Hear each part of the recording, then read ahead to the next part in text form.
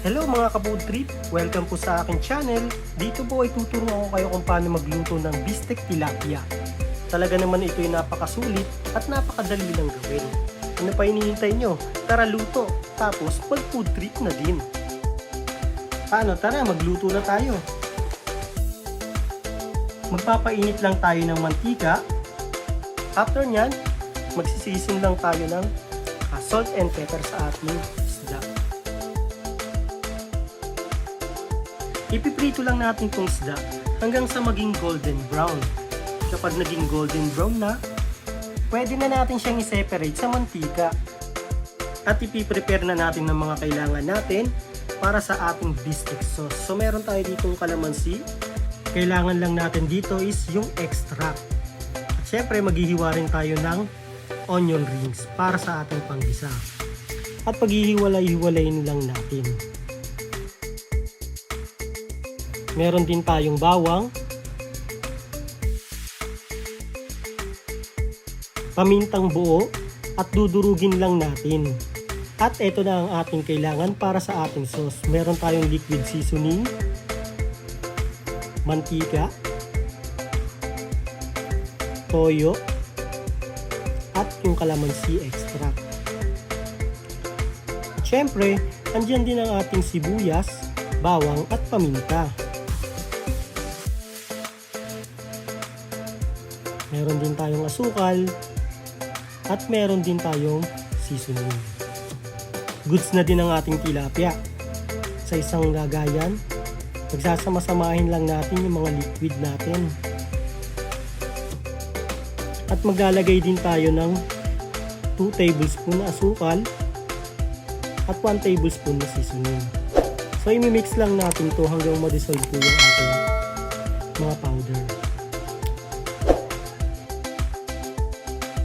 After nyan, pwede na tayong mag-start ng ating bistek sauce.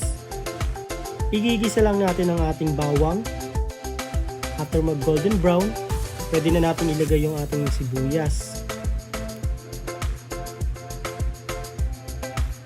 Then ilalagay na natin itong ating mixture liquid.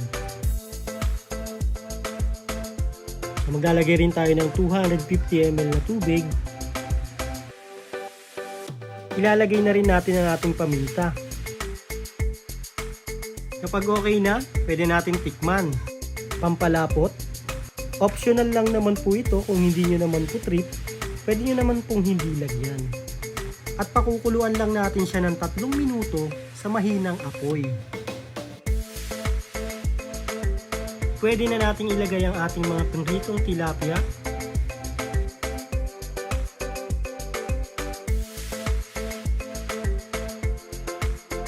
Babaligtarin lang natin ito.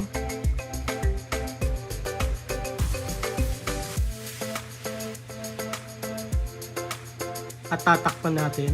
Pakuluan lang ng 1 minuto. And that's it mga ka-food trip. Luto na ang ating bistek tilapia.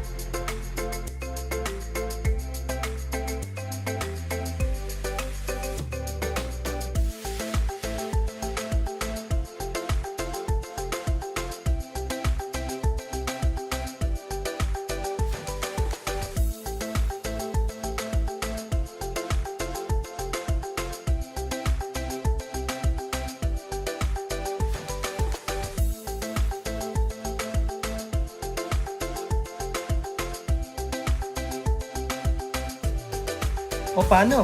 Samahan nyo akong mag-food trip.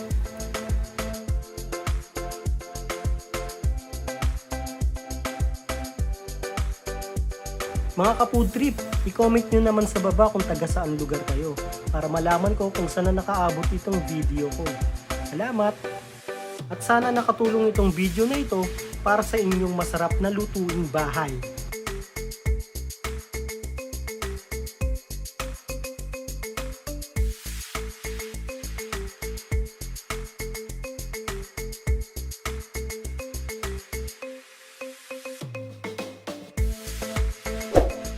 Mga ka-food trip, pa-like and follow, share naman po sa aking video. Maraming salamat!